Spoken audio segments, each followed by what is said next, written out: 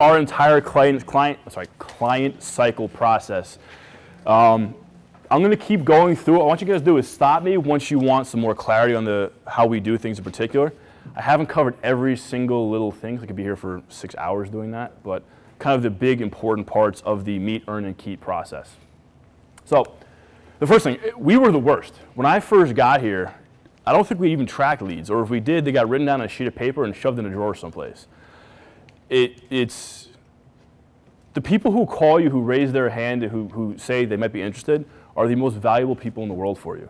You know, every marketing dollar you spend, every client you treat right, every promotion you run is designed to get you more leads. And if you don't treat them with respect, you're wasting your time, and your business will absolutely never grow. So we did not do any lead tracking. We did no lead follow-up. If they didn't call and come in like the next day, they never came in. Nobody ever followed up with them again. And you know, having spent time with the bigger company workout world, whose entire system was created around lead tracking and follow-up to the point of almost being too much, it was shocking to me. So that's one of the first things we changed. Now the lead, the prospect, however you want to call it, don't call it a hit list like Vince said, but the lead list is the most important thing I keep track of. It's how every single person gets introduced to your business. Every dollar that you've ever made started with a lead someplace. Every dollar you ever make from here on out started with a lead someplace. So the biggest thing we need to learn how to do is track every single lead.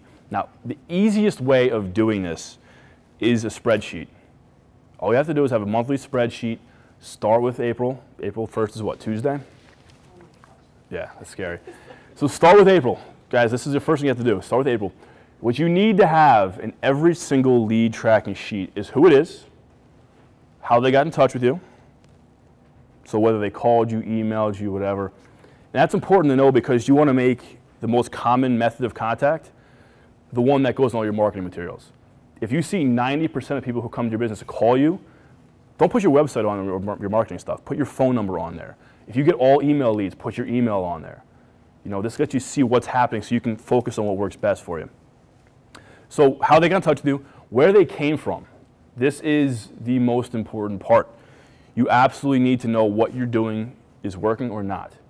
If you run a Facebook ad campaign, spend $1,000 on it in a month, and you get 2 Facebook leads, probably didn't work out very well for you. But if you run a speed demo camp and you got 40 kids that came and 30 of them signed up, probably want to do another speed demo camp. You know, find the things that are consistently working for you best. You're probably going to see a lot of referral, a lot of word of mouth, a lot of family stuff like that.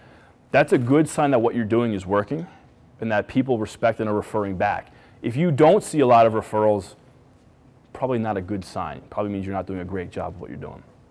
So the next part to have, with this tracking the leads and yes. everything, I know you can probably go over it in a second, but is it something that you like are continually analyzing? Absolutely. I've probably changed it a dozen times in the last year. Brian, I got a question. Yes. In that Excel sheet, if you're dealing with younger kids, Mm-hmm. do you put the parent's name or the kid's name or both? Both. So just separate columns, Yep. parent's name? I forgot that, yeah. So I'll have a contact name and a client name. Oh, all right, cool. Because that is important. If you're calling, you don't want to call an 8-year-old at home and say, hi, can I talk to Johnny? That's going to be a really awkward conversation with that parent. Don't do that. Try to get the parent's name. I've had email conversations, very, very weird when that happens. And then also, guys, make sure you have some kind of system seeing what they did once they've contacted you. So I have a column on the right-hand side that says, did they sign up, and what's the next action? It's very important to have clearly laid out what's the next step. You absolutely have to know what happen next. It's very awkward if they've signed up for an assessment, you don't know that, and you call them and set an assessment up. You look stupid. That's happened to me before, I'll be honest, but you don't want that to happen to you more than once. The next thing is clients aren't going to sign up with you right away. You know, you have a high-end premium service. For most people, it's a luxury. Like I said yesterday, we're selling Mercedes here, not Hondas. So it's going to take them a little bit of a time to be convinced maybe that what you're selling is right for them. And one of the important things to do is get to know them as personally as you can before they come into your gym. I can't tell you how many times I've known a client, their kids' names, what sports their kids played, their kids' ages and grades and what schools they go to. Never met these people in my life. I have no idea what they look like, but I know their families, I know their goals, I know what they're looking to do. And the best words to hear as a marketer, as a salesperson, it's great to finally meet you. You know, obviously you want people in the door right away. That won't happen for everybody. If it takes you a month to get in a $2,000 client, is that month not worth your time? And this hearing, it's great to finally meet you, and you already have a relationship. You're already half sold when they finally do meet you. You know, these things are huge, guys. If you guys aren't comfortable selling, that initial process is absolutely the most important part of what you're going to do. Hey, Bern, do you track that in the sheet too? Like, What's that? Like who their families are, their goals, and that type of Yes. stuff? So I'll have, in that next step column, I'll keep track of whatever's going on. And I use a service called Pipedrive. I think I'll show you this, Megs. And it's more of a visual software of keeping track of these leads. But whatever's easiest for you. And the easiest one to start with is Excel. So the next step is some kind of an introduction to your business. Once you've been working with that lead list for a while and following up consistently and making sure you know what's going on with them, you need to have some kind of an initial stop into your business. We've worked with consultations, we've done tours, and we've done assessments, and the best one for us has been the assessment. For a very long time, I think the first 3.5 years we were open, we charged $100 for an assessment, or 89 or whatever it was. We didn't struggle to get new clients, but there's always a little bit of friction. You know, you're trying to sell somebody on a high-end service, and then, oh, by the way, before you can learn if this is right for you, you got to chalk up $100. If you guys charge for consultations or assessments, revisit the free process. Our business has grown 40% in the last 2 years because of that transition. So it needs to be risk-free, it needs to be easy, and it needs to be readily accessible. You know, you're trying to meet people's schedules and have busy people come to you and pay you money. Make this as flexible and as easy to get into as possible. And once they get into the assessment, you need to make it very, very clear that you're not trying to sell them. If you have to heavily sell somebody in your gym, and you hear guys talk all day long about sales process and mastering the close and all that stuff, if you have to heavy sell or heavy pressure somebody, you haven't done your job. You haven't educated them enough, you haven't explained to them enough, and you haven't shown enough value in what you do to make them want to sign up. I have not once gotten somebody come back to say, I'm not sure this is right for me. I'm not sure I believe you or trust you guys. We've gotten, I can't afford you, which I get. $400 a month is not cheap. I can't afford that myself personally. But you know, people who are coming to you should be making that decision, if I can afford this or not, not do I trust him, do I believe him, is this right for me? And the assessment is the biggest time for you to have that conversation. Yes? If you're, say you're dealing with kids and they all know each other, when you do your assessment, is it while the class is going on, or is it a separate time? Separate time. And it depends on how many coaches you have, obviously. Okay. So let's say, for example, most of our assessments happen about 4 or 5 o'clock in the afternoon, and high school and middle school are both happening simultaneously. So the kids are here being assessed by a different coach while the classes are running. That's ideal because then the parent can see what they're trying to get into. If it's just you right now, because I know Nick's leaving, that's going to be much tougher, obviously. Well, so that's the problem, because trying to get them assessed and then they're in the class while the other kids are a little more advanced, it's kind of hard to keep your eye out on the class and then also them. Do you have any gaps in your schedule or anything? I mean, it's the way the classes are, it's back to back to back, Yeah. but not really. Okay. Yes. With your assessments, do you guys allow multiple assessments per day? Like if someone says I can only, you know, like do you have scheduled assessment times throughout each day, or is it only like one per day or something? It depends on the availability. My schedule is pretty much open, and so is Vince's. Okay. We don't do a ton of coaching, so I'll have from like 8 to 6 open for assessments, and they can pop in wherever they need to. In the past, when we've been busier, it's obviously much tougher. It's whenever we have an open hour. But if your goal is to add more clients, it should be your best effort to make those open spots as many as you can. Yeah.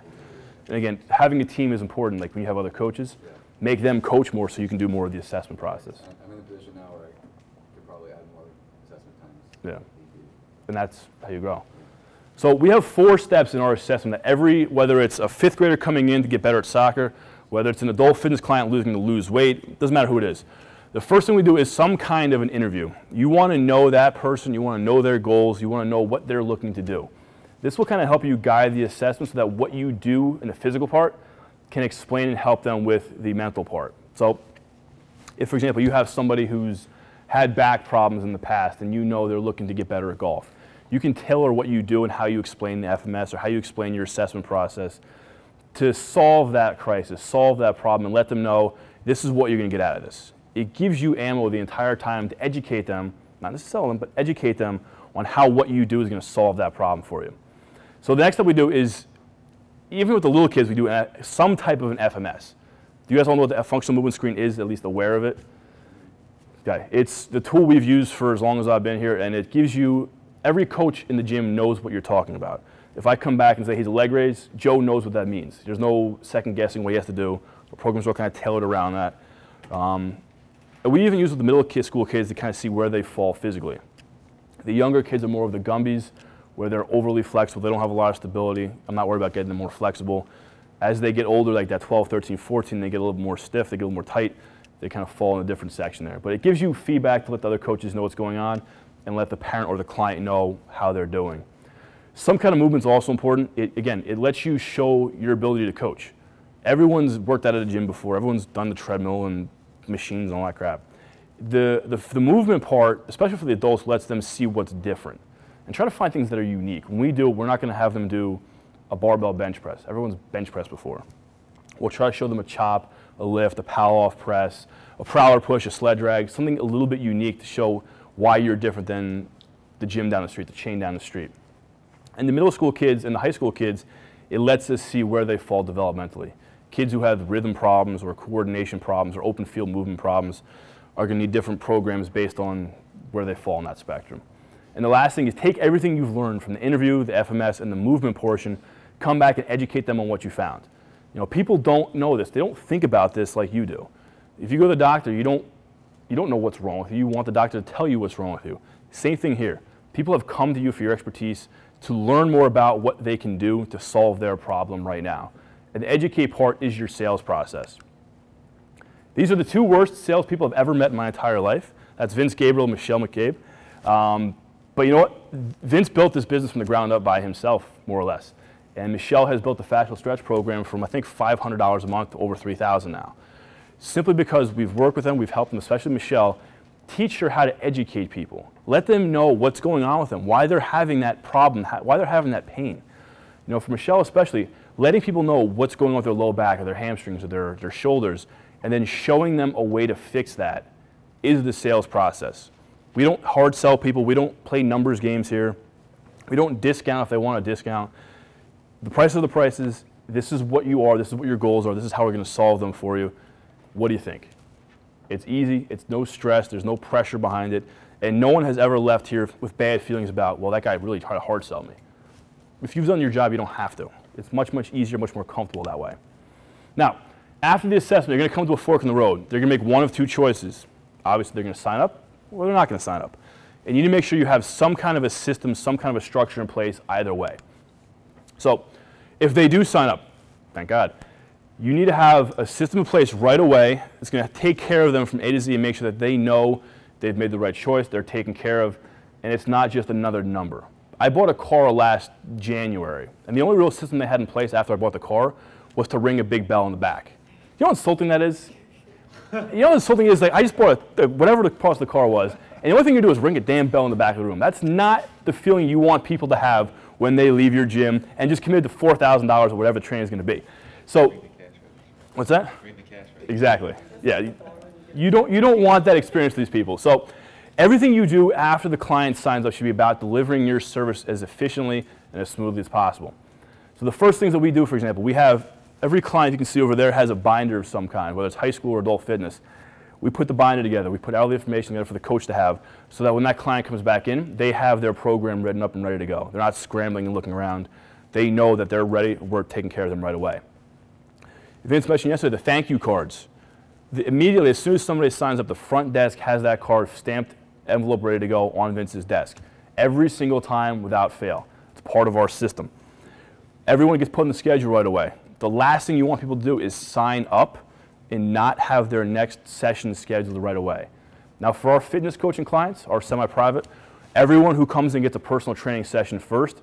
That way they can learn and come back in feeling comfortable. It's an important part is having them feeling comfortable, but some kind of way of getting them on the schedule and knowing, most importantly, when they're coming back in again. That way, it just lets you kind of track and monitor what they're doing as they go forward. We also do a Facebook group post. Whoever signs that client up puts a brief write-up, FMS concerns, injury histories, their goals, a quick picture of what they look like so they can go in the gym and see and say hi. You know, imagine, Jess, you joined our gym, and I've never met you before, but the first day you walk in, hey, Jess, how are you? They feel pretty cool, right? Yeah. You're not going to be a stranger. You're going to have somebody knows enough to care to know your name before you've ever been here before. That's got a really cool effect on people, especially a lot of the people who are nervous or not sure if this is the right thing for them. It lets them feel comfortable in the first 30 seconds of being here. That's huge. And then last thing, we have every client that signs up for adult program gets our 21-day Jumpstart email series. And this has been, it's kind of like a back-end thing that we don't even see much, but it's 21 days of about a 2-minute video from each of our coaches. Every coach on the team has at least 2 videos that go through that. And it kind of gives them what they need to know to be successful here. You know, you want people who are joining your gym to have everything they possibly need to be successful, to get their goals achieved. We'll talk about nutrition, we'll talk about mindset, we'll talk about goal setting and what you can do, you know, outside the gym to recover or train harder. And it's just an extra level of professionalism and care that nobody else really does. Yes, Joe? You guys, when you have your assessments come in, most of them sign up here, or do they go back home and you email them and they sign up through on their own? About 70% sign up here. Okay. The rest will call back a day or so later saying, I'm ready to sign up. Okay. We don't have an online sign-up process. We tried that briefly, and it's tough to sell that kind of thing online. Right.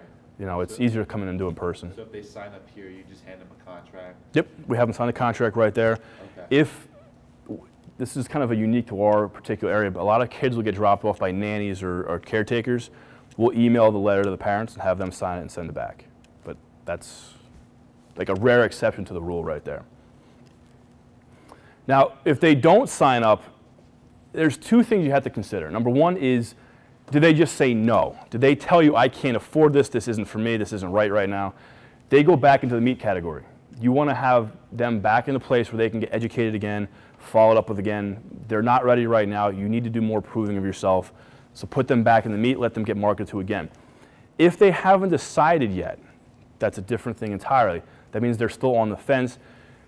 This is the most valuable category to track and follow up with. If you don't have a system in place, a place to write them down and keep information for, make a separate spreadsheet this afternoon when you get home. You know, put a list together of all the clients in the last month you've done an assessment for, or a consult for, or a tour for, and track them, list them out, what their goal is, and what their hesitation was. You know, knowing that objection will let you put together a plan to educate them on, all right, so maybe you can't afford this. Well, let's try a different lower end option. Or maybe scheduling is tough. Well, this program has got a different schedule. Maybe it's going to fit your day better. You know, use that list and just keep following that list constantly. If they came in, met you, did an assessment, and you're good at what you do, that list will come around and sign up eventually. Or they'll tell you, stop bothering me, leave me alone. In which case, you leave them alone. All right, so the biggest thing, yes? Basically, it's just kind of back in, how do you handle, you kind of almost give them a second 21-day trial, in other words, or I mean, or whatever your... That's not even the trial yet. So the no category we talked about, if they sign up for nothing. So they're undecided. Yep. So you say you want to get them back into a meeting. Mm-hmm. If that, you know, if that's, are you giving them more time in the gym to kind of figure out what's going on, or? No, I mean, our assessment has been done enough times that I know how well it works. And if it didn't work, something else is at play. Especially if they came through like a word of mouth referral. Like they know who we are, they know what we do. Yep. It's something else is hung up on. So I don't think more time in the gym will help them. Which is generally money. Yeah, exactly. Usually always money. Exactly. So what we usually do for our adults is the 21-day Jumpstart. This has been one of the bigger drivers of our adult fitness program growing over the last year or so. And what we do is it's a 21-day, 6-session paid trial. For a long time we ran free trials, and free trials have no value. If I give you something for free, do you care about that? Does it mean anything to you at all? Do you care if you show up or not? Probably not. You guys all paid to be here this weekend. Would you not show up? Would you have stayed at home and say, well, you know, I don't feel like going today. Maybe I'm a little tired. I don't feel like going over there. It's not going to happen. We charge $99 for 21 days. We've got like a 70% close rate on those trials over the last year and a half, I believe. We've done over 100 of them. And the important thing that we do in this trial process is expose them to every single thing that we do. So they put them in the training program, usually the semi-private fitness coaching. They always get a nutrition consult with Tom. They get a biosignature test, which is a body fat caliper test. and they get a fascial stretch therapy session with Michelle. This way, everyone gets a chance up front to see everything that we offer. In the past, before we added those kind of back-end things to it, people would ask us a year later, what's FST? They've been a client for us for a year and have never heard of it before. This way, we guarantee everybody who comes to the door is aware of it and has tried it at some point at least. It's a much easier sell down the road to do that. One thing you want to consider with any kind of trial is you have to have a fairly strict policy on the time frame. If somebody does a 6-session trial and it takes them 2 months to get it done, they're not committed and they're not going to sign up. You want to try to be as strict as possible. Within that, I'll go into this a little bit later, but you want to be a decent person about it too. Things will pop up. People will get injured or sick. One of our clients broke her ankle while doing a jump start. I'm not going to tell her, well, no, you know, you only get 21 days to finish it. Not here, on the ice, not here. But, you know, don't be a jerk about it. Let them, if they have a reason for it, come back and finish. But otherwise, be hard as possible to get them in that time frame. Now, during the 21 days, you want to have as many touch points as you can without being overbearing. So what we try to do is some kind of contact twice a week. And it's usually an alternation between emails and phone calls or in-person visits. I don't train a ton of fitness clients right now. I don't do much of it at all, to be honest. So what I'll try to do is if I see them here, I'll try to pull them aside and talk to them a little bit, and I'll send a follow-up email as well. If I don't see them at all, I'll try to get in touch with them by phone and email them as well. But the whole point is you want to see how they're doing, see what kind of process or how they're feeling about the training so far, make sure they've tried all of the add-ons, and just make sure that they're getting what they should be getting from that. Another thing that's important about that too is if you're following up constantly, when you go to sell them and close them at the end, it's not the first time they're hearing from you. The last thing you ever want to do is call someone on the 21st day of their jump start and say, hey, by the way, my name is Tommy or Jess, and do you want to sign up? That's not comfortable. That's just selling. That's not helping people. Any question on the trial? Yes. So I just want to get the process down. It's free assessment, 21-day jump start Yep. for the adults. For the athletes, it's free assessment right into your right in the program. We tried the trial for kids, and all we really got was kids wanting to learn how to lift. Right. I don't know what it was. We probably got 10 kids or so. All of them who came in wanted to learn how to lift. Not train, not get better, not do anything else other than I want to go back to Lifetime Fitness afterwards. Yeah, right. And it takes a lot of effort to coach a 15-year-old kid how to do a goblet squat. And you know, $99 for 6 or 3 weeks of that isn't worth the effort. Yeah. If they really want to become a better athlete, it takes a minimum of a couple months. So 21 days is kind of irrelevant. We also don't do single-day trials, stuff like that. The only program we allow that for is our Futures program, the little guys, because a 7-year-old is just playing anyway.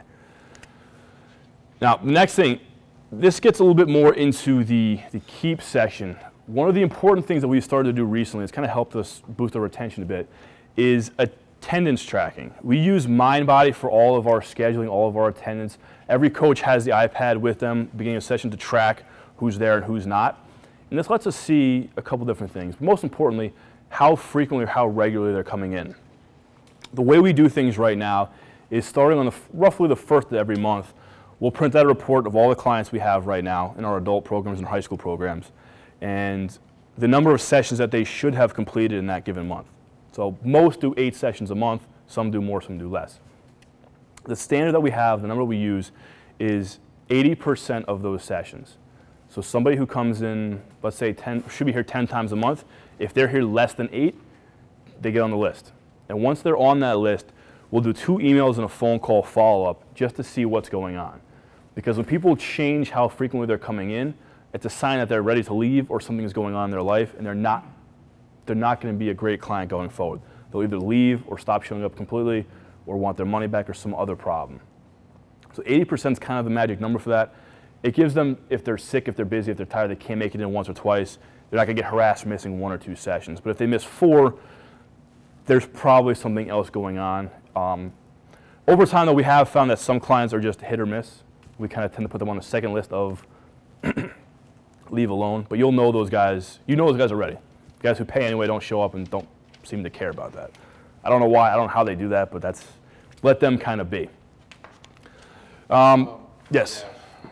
So you track in mind body. How do you do that exactly? Because oftentimes have trouble kind of figuring out how you get that Okay. percent number.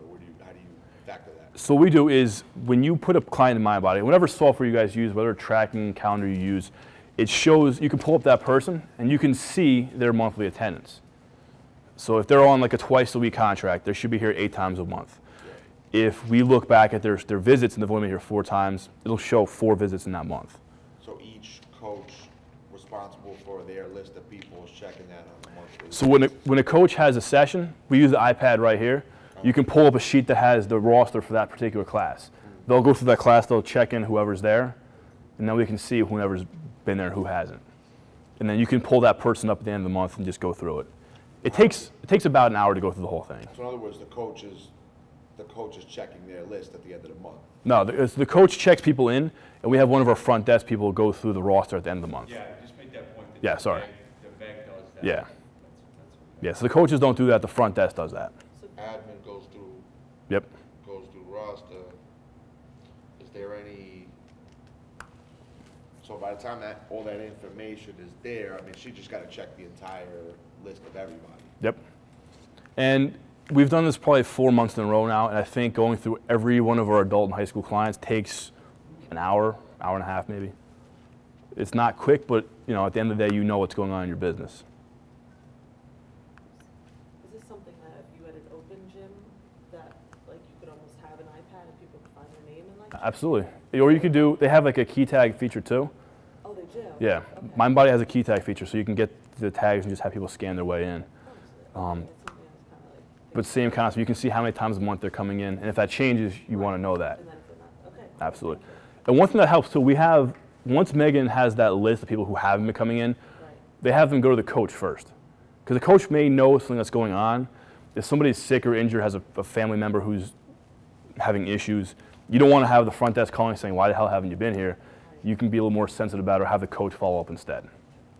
And then if, for whatever reason, that person won't get back to the front desk, I'll step in and try to keep going and following up until I get some kind of problem. Because the people who ignore you over a long period of time almost always ask for money back. Just as a force of habit, unfortunately. So the last part of this, life gets in the way. Every one of you knows or has had this happen to you, where somebody died, you got sick, you got hurt, you lost your job, something happened. As we have our clients going through their cycle, as they're training with us and having their kids sign up, they're going to come to you with money issues and problems and want to drop out of contracts. We have year memberships, we have policies on how we're going to charge you when you cancel that. Don't be a jerk. You know, people are paying you a lot of money for your trust. At the end of that, you cannot be a jerk. If somebody comes to you with a serious problem and you can help them, you can be a better person about it, do your best. Don't make it all about money. Don't make it all about being this overbearing person and just being negative. What if people like, you know, they basically, they see how nice you are all the time. So they try to like prey on that and pray that you're gonna let them out, and it's just like stupid reasons. It's like either they're not making the time to come, or you've seen them on Facebook partying and drinking and all that stuff, so it's not that they don't, you know, they're just not making the time. In that case, you're not being a jerk, you're being a business owner. Okay. You know, at the end of the day, you're in business to make money. However many lives you want to change, you have to make money to stay in business. And if they come to you with a weak reason, not a real reason, that's what you have contracts for. If they come to you with a serious issue where they can't afford it, they can't make it in, that's where you make those judgment calls, not, I spent all my money in Vegas, I can't afford to pay you next month. That's not a good reason. Now at that point, do you ask for like a 30-day notice in advance before canceling, or if they sign up for a 12-year contract, do you charge them the remainder of the 12? What we do, when somebody joins for a year membership and they can't complete that for whatever reason, we bill them the difference of the month-to-month to the year price. So I'm kind of get a marker real quick here.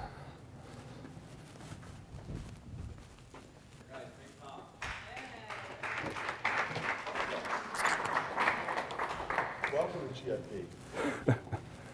So what this does, it helps you prevent being a total jerk and having like a credit card cancellation policy. So let's say you charge $200 a month for your year membership, and it's $300 a month for a month-to-month, and they do 6 months. That's 6 months times 100. So when they cancel that year membership, they owe you $600. Say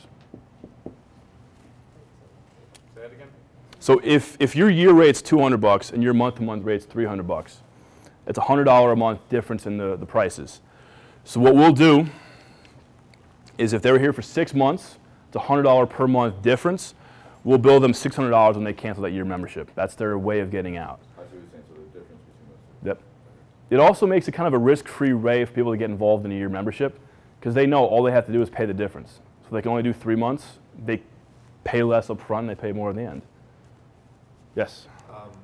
Question I have, freezing versus canceling. If somebody completed their initial contract and they're on a month-to-month, and then baseball season hits, and they want to, I don't know, freeze, cancel, suspend their membership, how do you decide if you're going to cancel it or freeze it? The reason I ask is because our rates have increased, so I'm not sure if I should just freeze it. Is there a small fee for freezing it, or do you cancel it and they come back, they have to pay the higher rate? We don't have we don't charge for freezes. It's you have 90 days. Or for like a high school athlete, we'll say the high school season. Okay, so freeze could only be 90 days long. Yep.